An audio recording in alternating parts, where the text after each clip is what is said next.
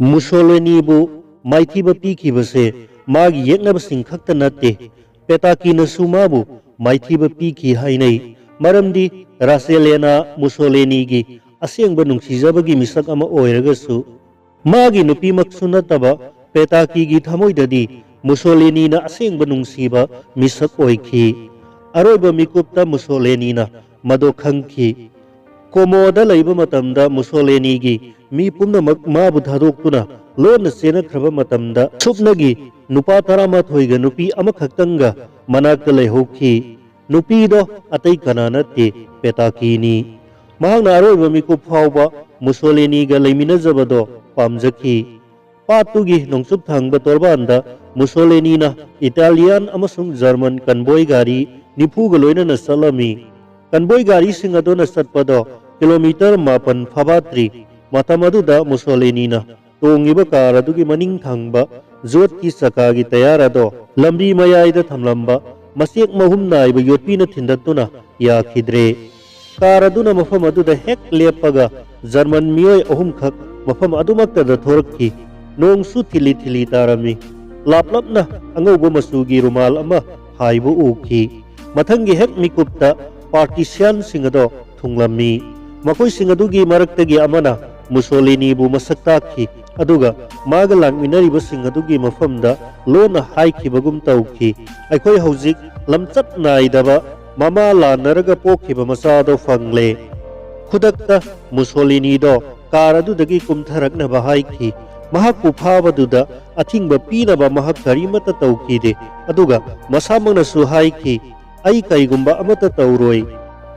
मुसोलिनीदो फारे अदुगा महाकु दोंगो town hall the पूरे महाक थमोई काइखिबगुम तौखि नुमिदांगी पुंग 8 ताबदा सेल थुम थंबगी सेक्शन नंगाक सेनबा अरोनबा का अमदा पूरे मुसोलिनीना माबु फारिबा मिसक पियर लुइगी बिलिनीगी मफमदा टाउन हॉल अदुदा फाजिंदुना थमलीबी नुपी अदुगी मफमदा महाकना इकाई खुमनबा उलगी हाइबदो तंबीननबा इकाइरपना हाइजरमी ममैथंगदा महाकना नुपी अदो पेटाकीनी हाइबदो फोंदोखि बेलेनीना मिंगसे हानना खंखरे महाकना निंगसिंगबदी नुपी असे मुसोलिनीना मरु ओइना लौदबी अफाउबी कनागुंबी ओक्तबी नुपी अमनी हाइना खलमी अदुम ओइनमक महाकना पेटाकीगी मसागी ओइजबा पुंबा थादोक्लगा यामना सिंगलेंबा उटपगी मतौ अमा लैबदो मदो उबदा सममनबगुम तौरमी पेटाकीना बेलेनीनीदा हंगलमी नहक्की नखुत्ता कयाम कुइना महाकु थंबिगदौरिबनो मदुदा बेलेनीना मिलन सहरदगी याथंगाइबा तारी हाइना खुमलमी मदुगा मरी लैनना पेटाकीना इसम समना वाफम अमा हौदोरक्खि अदोमना महाकसे एलाइड पावर सिनथोक पीख्रोदना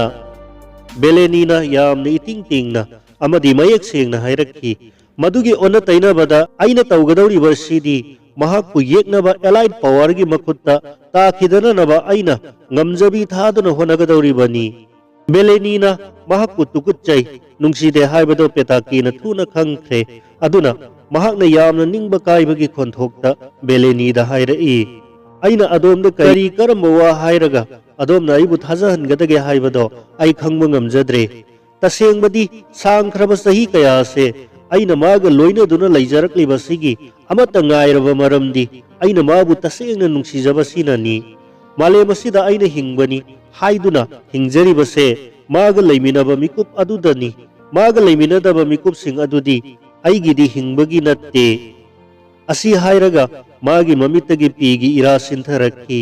मतुंगना मखुत अनीना ममायदुबु खुमजिल्लगा कप्पा होरक्खि मदो उबदा बेलेनीदो थमोई खरा पेथरकपगुम तौरमनी महाकना पेटाकीदा वासक्तुना हाइखि यारिबा मखै नहक्के अवाबा नुंगाइतबा हाइबदो ओइदनबा अइना अइगे अंगम्बा थाक्तो होनागे पेटाकीना हिंगना हिंगना कपलगा हाइरई जिगनबा अमना अइंगोंदा असुकी मतिक फाबा अमदी थौजाल हाइबा हाइबदो ओइगनी हाइना अइ कैदौनुंगदसु थाजरुदे अदोमगी फाबगी मतौ अमदी थौजाल हाइबगी मौ असिना अइंगोंदा थौना अमा हापीरे अदोमदा करिगुंबा अमतगा हाइजगे बेलेनीना पेटाकीगा मायोक्नना फमननबा चौकीदो खरा सिंगसिल्लक्लमी अदुगा माना खोंजेल नेमना हाइबा वांगांगदो पुनिंग चंगना तारमी महाकना ꯃꯨꯁꯣꯂꯤꯅꯤꯒ ꯆꯍꯤ ꯁꯥꯡꯅ ꯂꯩꯃꯤꯟꯅꯔꯛꯄ ꯑꯃꯗꯤ ꯃꯈꯣꯏꯒꯤ ꯑꯍꯥꯟꯕ ꯎꯅꯈꯤꯕꯒꯤ ꯃꯔꯝꯗ ꯋꯥꯔꯤ ꯑꯗꯨ ꯁꯝꯂꯞꯅ ꯂꯤꯔꯛꯈꯤ꯫ ꯕꯦꯂꯦꯅꯤꯗꯣ ꯂꯩꯇꯥꯐꯝ ꯈꯪꯉꯝꯗꯦ꯫ ꯃꯍꯥꯛꯅ ꯈꯜꯂꯛꯈꯤ ꯃꯥꯒꯤꯁꯤꯗꯤ ꯂꯣꯏꯕ ꯈꯝꯕ ꯅꯥꯏꯔꯔꯣꯏꯗꯕ ꯅꯨꯡꯁꯤ ꯅꯨꯡꯉꯣꯟꯒꯤ ꯋꯥꯔꯤ ꯑꯣꯏꯒꯗꯧꯔꯤ꯫ ꯃꯔꯝ ꯑꯁꯤꯅ ꯃꯍꯥꯛꯅ ꯄꯦꯇꯥꯀꯤꯗ ꯈꯪꯍꯥꯏ ꯈꯪꯖꯤꯟ ꯑꯣꯏꯅ ꯍꯥꯏꯔꯛꯈꯤ, ꯅꯪꯒꯤ ꯋꯥꯔꯤ ꯑꯗꯣ ꯑꯩꯉꯣꯟꯗ ꯀꯔꯤꯅꯣ ꯍꯥꯏꯕꯗꯣ ꯁꯝꯖꯤꯟꯅ ꯍꯥꯏꯌꯨ꯫ ꯑꯩ ꯅꯪꯒꯤ ꯃꯇꯦꯡ ꯑꯗꯣ ꯑꯉꯝꯕ ꯊꯥꯛꯇ ꯄꯥꯡꯕꯤꯒꯦ ꯍꯥꯏꯅ ꯋꯥꯁꯛꯂꯤꯕꯁꯤꯅꯤ꯫ ꯄꯦꯇꯥꯀꯤꯅ ꯕꯦꯂꯦꯅꯤꯒꯤ ꯃꯥꯏꯀꯩꯔꯣꯝꯗ ꯅꯣꯟꯊꯔꯛꯈꯤ꯫ ꯑꯗꯨꯗꯒꯤ ꯃꯥꯒꯤ ꯃꯈꯨꯠꯇꯣ ꯄꯥꯏꯁꯤꯜꯂꯒ ꯅꯤꯖꯕꯒꯨꯝ ꯍꯥꯏꯔꯛꯈꯤ, ꯑꯩꯒ ꯃꯥꯒ ꯄꯨꯟꯅ ꯊꯝꯕꯤꯌꯨ꯫ ꯑꯩꯈꯣꯏ ꯑꯅꯤꯕꯨ ꯃꯇꯝ ꯄꯨꯝꯅꯃꯛꯇ ꯂꯣꯏꯅꯍꯟꯕꯤꯌꯨ꯫ ꯃꯁꯤꯗ ꯀꯌꯥ ꯌꯥꯝꯅ ꯑꯀꯥꯏꯕ ꯂꯩꯔꯒꯗꯒꯦ? ꯃꯥꯒꯤ ꯋꯥꯉꯥꯡ ꯑꯗꯨꯗ ꯕꯦꯂꯦꯅꯤꯗꯣ ꯍꯥꯏꯔꯞ ꯅꯨꯡꯉꯥꯏꯇꯕ ꯄꯣꯛꯄꯒꯨꯝ ꯇꯧꯔꯝꯃꯤ꯫ ꯑꯗꯨꯒ ꯍꯥꯏꯔꯛꯏ, ꯄꯪꯒꯅꯨ꯫ ꯃꯨꯁꯣꯂꯤꯅꯤꯒꯤ ꯃꯐꯝꯗ ꯀꯔꯤꯒꯨꯝꯕ ꯊꯧꯗꯣꯛ ꯑꯃ ꯍꯦꯛ ꯊꯣꯛꯄꯗ ꯃꯥꯒ ꯂꯩꯃꯤꯟꯅꯔꯒꯗꯤ ꯃꯍꯥꯛꯇ ꯅꯠꯇꯅ ꯅꯪꯁꯨ ꯈꯨꯗꯣꯡꯊꯤꯕꯗꯣ ꯅꯪꯕ ꯌꯥꯏ꯫ ꯋꯥꯐꯝ ꯑꯗꯣ ꯇꯥꯕꯗ ꯄꯦꯇꯥꯀꯤꯅ ꯃꯍꯥꯛꯄꯨ ꯃꯔꯥꯜ ꯁꯤꯔꯝꯃꯤ꯫ ꯑꯗꯨꯒ ꯍꯥꯏꯔꯛꯏ, ꯑꯩ ꯍꯧꯖꯤꯛꯇꯗ ꯈꯪꯂꯦ ꯅꯪꯅ ꯃꯥꯒꯤ ꯄꯨꯟꯁꯤꯕꯨ ꯂꯣꯏꯁꯤꯜꯍꯟꯒꯗꯧꯔꯤ꯫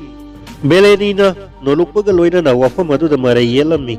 ꯑꯗꯨꯒꯨꯝꯕ ꯊꯧꯗꯣꯛ ꯑꯃꯠꯇ ꯊꯣꯛꯂꯣꯏ꯫ ꯑꯗꯨꯗꯒꯤ ꯕꯦꯂꯦꯅꯤꯗ ꯉꯛꯅ ꯊꯣꯛꯄꯗꯤ ꯄꯦꯇꯥꯀꯤꯅ ꯈꯨꯗꯛꯇ ꯃꯉꯣꯟꯗ ꯍꯥꯏꯖꯔꯛꯈꯤ, ꯃꯗꯨꯗꯤ ꯑꯩꯉꯣꯟꯗ ꯋꯥꯁꯛꯇꯅ ꯍꯥꯏꯕꯤꯌꯨ, ꯀꯔꯤꯒꯨꯝꯕ ꯃꯨꯁꯣꯂꯤꯅꯤꯕꯨ ꯀꯥꯞꯇꯨꯅ ꯍꯥꯠꯄ ꯇꯥꯔꯒꯗꯤ ꯃꯇꯝ ꯑꯗꯨꯗ ꯑꯩ ꯃꯥꯒꯤ ꯃꯅꯥꯛꯇ ꯃꯥꯒꯤ ꯑꯔꯣꯏꯕ ꯃꯤꯀꯨꯞ ꯑꯗꯣ ꯐꯥꯎꯕ ꯂꯩꯖꯒꯦ꯫ ꯑꯗꯨꯒ ꯑꯩꯕꯨꯁꯨ ꯈꯨꯗꯛꯇ ꯀꯥꯞꯇꯨꯅ ꯍꯥꯠꯇꯣꯛꯄꯤꯌꯨ꯫ ꯃꯍꯥꯛ ꯁꯤꯈ꯭ꯔꯕ ꯃꯇꯨꯡꯗꯗꯤ ꯑꯩꯒꯤ ꯄꯨꯟꯁꯤꯁꯦ ꯀꯔꯤꯁꯨ ꯅꯠꯇ꯭ꯔꯦ꯫ ꯑꯩꯅ ꯃꯥꯂꯦꯝꯗ ꯍꯤꯡꯕꯒꯤ ꯋꯥꯍꯟꯊꯣꯛꯇꯣ ꯂꯣꯏꯈ꯭ꯔꯦ꯫ ꯑꯗꯨꯅ ꯑꯩꯅ ꯑꯗꯣꯝꯗ ꯍꯥꯏꯖꯔꯤꯕꯁꯤꯅꯤ, ꯑꯩ ꯃꯥꯒ ꯂꯣꯏꯅꯅ ꯁꯤꯍꯟꯕꯤꯌꯨ꯫ ꯕꯦꯂꯦꯅꯤꯗꯣ ꯄꯨꯡꯉꯛ ꯉꯛꯂꯝꯃꯤ꯫ ꯃꯍꯥꯛꯅ ꯃꯁꯥꯗ ꯃꯊꯟꯇ ꯍꯥꯏꯖꯈꯤꯕꯒꯨꯝ ꯇꯧꯈꯤ, ꯃꯁꯤ ꯑꯣꯏꯔꯦ ꯅꯨꯄꯤꯒꯤ ꯅꯨꯡꯁꯤꯕ ꯍꯥꯏꯕꯁꯦ꯫ ꯑꯩꯅ ꯈꯜꯂꯝꯃꯤ ꯄꯦꯇꯥꯀꯤꯁꯦ ꯃꯁꯥꯒꯤ ꯑꯣꯏꯖꯕ ꯁꯦꯜ ꯊꯨꯝ ꯈꯔ ꯐꯪꯅꯕꯒꯤꯗꯃꯛꯇ ꯏꯇꯥꯂꯤ ꯂꯩꯕꯥꯛꯀꯤ ꯗꯤꯇꯦꯛꯇꯔ ꯑꯣꯏꯔꯤꯕ ꯃꯨꯁꯣꯂꯤꯅꯤꯒ ꯑꯔꯣꯟꯕ ꯃꯔꯤ ꯊꯝꯕ ꯂꯝꯆꯠ ꯅꯥꯏꯗꯕꯤ ꯑꯃꯅꯤ꯫ ꯑꯗꯨꯕꯨ ꯃꯍꯥꯛꯇꯤ ꯂꯝꯆꯠ ꯅꯥꯏꯗꯕꯤ ꯑꯣꯏꯔꯝꯗ꯭ꯔꯦ꯫ ꯇꯁꯦꯡꯅꯃꯛ ꯃꯍꯥꯛ ꯅꯨꯡꯁꯤꯕꯒꯤꯗꯃꯛꯇ ꯀꯠꯊꯣꯛꯂꯕꯤ ꯃꯇꯤꯛ ꯂꯩꯕꯤ ꯅꯨꯄꯤ ꯑꯃ ꯑꯣꯏꯔꯝꯃꯦ꯫ ꯇꯁꯦꯡꯕꯁꯨ ꯄꯦꯇꯥꯀꯤ ꯄꯨꯛꯆꯦꯜ ꯆꯥꯎꯕꯤ, ꯇꯝꯖꯅꯤꯡꯉꯥꯏ ꯑꯣꯏꯕꯤ ꯅꯨꯄꯤꯅꯤ꯫ ꯕꯦꯂꯦꯅꯤꯅ ꯃꯉꯣꯟꯗ ꯃꯈꯥ ꯇꯥꯅ ꯍꯥꯏꯖꯔꯛꯈꯤ, ꯑꯩ ꯅꯪꯒꯤ ꯋꯥꯐꯝ ꯑꯗꯨꯗ ꯈꯟꯈꯤꯒꯦ, ꯑꯗꯨꯒ ꯃꯁꯤꯒꯤ ꯃꯇꯥꯡꯗ ꯑꯩꯒꯤ ꯃꯔꯨꯞ ꯃꯄꯥꯡꯁꯤꯡꯒ ꯈꯟꯅ ꯅꯩꯅꯈꯤꯒꯦ꯫ ꯕꯦꯂꯦꯅꯤꯅ ꯖꯦꯜꯗ ꯐꯥꯗꯨꯅ ꯊꯝꯂꯤꯕ ꯕꯟꯗꯤ ꯄꯨꯝꯅꯃꯛ ꯑꯗꯨꯒꯤ ꯃꯃꯤꯡ ꯃꯊꯥꯁꯤꯡ ꯑꯗꯣ ꯀꯃꯥꯟꯗꯔ ꯑꯣꯏꯔꯤꯕ ꯋꯥꯜꯇꯔ ꯑꯦꯗꯤꯁꯤꯗ ꯄꯤꯁꯤꯜꯂꯝꯃꯤ꯫ ꯄꯤꯔꯤꯕ ꯃꯤꯁꯤꯡ ꯑꯗꯣ ꯄꯥꯔꯒ ꯃꯍꯥꯛꯅ ꯈꯣꯟꯖꯦꯜ ꯍꯧꯅ ꯂꯥꯎꯊꯣꯔꯛꯈꯤ, ꯃꯈꯣꯏ ꯄꯨꯝꯅꯃꯛꯁꯦ ꯑꯃꯠꯇ ꯈꯥꯛꯇꯅ ꯀꯥꯞꯇꯨꯅ ꯍꯥꯠꯀꯗꯕꯅꯤ꯫ ꯉꯥꯏꯍꯥꯛꯇꯤ ꯕꯦꯂꯦꯅꯤꯗꯣ ꯇꯧꯐꯝ ꯈꯪꯗꯅ ꯇꯨꯃꯤꯟꯅ ꯂꯩꯔꯝꯃꯤ꯫ ꯑꯗꯨꯗꯒꯤ ꯃꯍꯥꯛꯅ ꯃꯕꯨꯛꯅꯤꯡꯗ ꯊꯨꯛ ꯂꯥꯎꯕ ꯄꯣꯛꯄꯒ ꯂꯣꯏꯅꯅ ꯈꯪꯍꯥꯏ ꯍꯥꯏꯖꯔꯛꯈꯤ, ꯑꯗꯣꯝꯅ ꯅꯨꯄꯤ ꯑꯃ ꯌꯥꯎꯔꯤꯕꯁꯤꯁꯨ ꯀꯥꯞꯀꯗ꯭ꯔꯥ?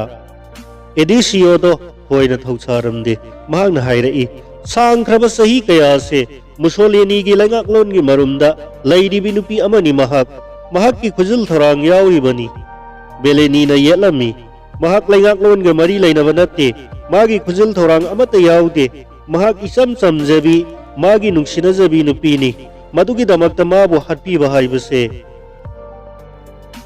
ꯕꯦꯂꯦꯅꯤꯅ ꯈꯪꯂꯝꯃꯤ ꯃꯍꯥꯛꯅ ꯑꯦꯗꯤꯁꯤꯌꯣꯒꯤ ꯌꯥꯊꯪ ꯑꯗꯣ ꯍꯣꯡꯍꯟꯕ ꯉꯝꯃꯔꯣꯏ꯫ ꯑꯗꯨꯝ ꯑꯣꯏꯅꯃꯛ ꯃꯍꯥꯛꯅ ꯅꯨꯃꯤꯗꯥꯡ ꯑꯗꯨꯃ ꯄꯦꯇꯥꯀꯤꯅ ꯃꯨꯁꯣꯂꯤꯅꯤꯒ ꯄꯨꯟꯅ ꯂꯩꯃꯤꯟꯅꯒꯦ ꯍꯥꯏꯖꯕ ꯑꯗꯨꯕꯨꯗꯤ ꯑꯌꯥꯕ ꯄꯤꯕ ꯉꯝꯂꯝꯃꯤ꯫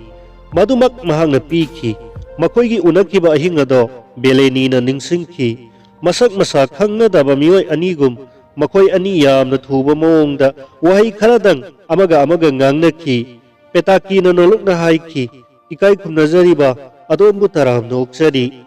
ꯃꯨꯁꯣꯂꯤꯅꯤꯁꯨ ꯆꯞ ꯃꯥꯟꯅꯕ ꯃꯑꯣꯡꯗ ꯈꯨꯝꯃꯛꯈꯤ, ꯁꯤꯒꯅꯣꯔꯥ, ꯅꯍꯥꯛꯄꯨꯁꯨ ꯑꯩꯅ ꯇꯔꯥꯝꯅ ꯑꯣꯛꯂꯤ꯫ ꯊꯪꯅꯕ ꯃꯤꯀꯨꯞ ꯑꯗꯨꯃꯛꯇꯗ ꯃꯍꯥꯛꯅ ꯄꯦꯇꯥꯀꯤꯗ ꯍꯪꯂꯛꯈꯤ, ꯀꯔꯤꯒꯤꯅꯣ ꯅꯪꯅ ꯑꯩꯒꯤ ꯇꯨꯡ ꯏꯜꯂꯛꯂꯤꯕ? ꯄꯦꯇꯥꯀꯤꯅ ꯄꯨꯛꯅꯤꯡꯒꯤ ꯑꯋꯥꯕꯗꯣ ꯈꯨꯗꯨꯝ ꯆꯜꯂꯕ ꯃꯑꯣꯡꯗ ꯈꯨꯝꯂꯛꯈꯤ, ꯃꯔꯝꯗꯤ ꯑꯩ ꯑꯗꯣꯝꯒ ꯂꯣꯏꯅꯅ ꯁꯤꯃꯤꯟꯅꯕꯗꯣ ꯄꯥꯝꯖꯩ꯫ ꯑꯁꯨꯝꯅ ꯅꯨꯡꯁꯤꯅꯔꯕꯤ ꯑꯅꯤ ꯑꯗꯣ ꯑꯍꯤꯡꯗꯨꯃꯛ ꯑꯃꯒ ꯑꯃꯒ ꯂꯦꯡꯒꯣꯟꯅꯅ ꯑꯔꯣꯏꯕ ꯑꯣꯏꯅ ꯂꯦꯟꯃꯤꯟꯅꯈꯤ꯫ ꯑꯦꯄ꯭ꯔꯤꯜꯒꯤ ꯇꯥꯡ 19 ꯃꯊꯪꯒꯤ ꯅꯨꯃꯤꯠ ꯑꯗꯨꯒꯤ ꯅꯨꯃꯤꯗꯥꯡ ꯋꯥꯏꯔꯝ ꯄꯨꯡ 4 ꯇꯥꯕ ꯑꯗꯨꯋꯥꯏꯗ ꯑꯦꯗꯤꯁꯤꯌꯣꯗꯣ ꯃꯨꯁꯣꯂꯤꯅꯤꯒꯤ ꯃꯅꯥꯛꯇ ꯈꯪꯍꯧꯗꯅ ꯂꯥꯛꯈꯤ꯫ ꯑꯗꯨꯒ ꯃꯨꯁꯣꯂꯤꯅꯤ ꯑꯃꯁꯨꯡ ꯀ꯭ꯂꯦꯔꯣꯇꯥ ꯄꯦꯇꯥꯀꯤ ꯑꯅꯤꯃꯛ ꯇꯥꯅꯕꯒꯤ ꯃꯑꯣꯡꯗ ꯃꯍꯥꯛꯅ ꯍꯥꯏꯔꯛꯈꯤ, ꯊꯨꯔꯣ, ꯑꯩ ꯅꯈꯣꯏꯕꯨ ꯀꯟꯕꯤꯔꯒꯦ꯫ कनबीरगे हाइबगिदमक लाक्लिबनी मुसोलिनीना मरौ लैब मिनोक अमग लोइनना खुमलाई तसेंब्रा मदुदी अदोमगी ख्वाइदगी हेना थौजा लैबो वफमनी एडिसियोना खोंजेल कन्ना हाइरई थुरो मदुगी मतुंगदा हेना थुना मथक्की थाक अदुदगी कुमथरकननबा माना माइ ओंदुना मांग थादुना चल्ली अदुदगी ngaiduna lairiba कार अदुगी मतुंग थंगबा सरुक अदुदा लाक्ली मतम असिदा क्लेरातो पेताकीना मुसोलिनी की मखुतो चेना पाइरदुना मखोय अनिमक वा लाल अमत ngangnadaba पुमचिक चिकप मोंगदा लई समुद्र खोंगबालगी चिंजा अमदा कारदो असिबा हक्सांग हापलगा लैतेंगदुना पुबगुम चल्ली बिला बेलमोंटेगी वांगलबा जोत की थोंगाल अमगी मनाक्ता कारदो लेपननबा याथंग तौरे अदुगा नुंगसिनबा नुंगसिनबी अनि ओइरिबा मुसोलिनी अमदी पेताकी कार अदुदगी कुमथरकनबा मखाताना याथंग अमा तौरक्ले एडिसियोना मुसोलिनीबु कापतुना हाटननबगी लाउथोकपा सिरोलदो खोंजेल हौना पारे मुसोलिनीदो मसादो इंग इंथना अदुम लैरम्मी अदुबु पेताकीदी लैतादबना मसादो हंगल हंदा चोंगबगुम तौरम्मी मखुल अनीना मुसोलिनीबु कोलदुना मसादो लैतादना चोंगबोय करिबोय हाइरई नते नते नखोइना मदो तौबिगनु माबो हाटपिगनु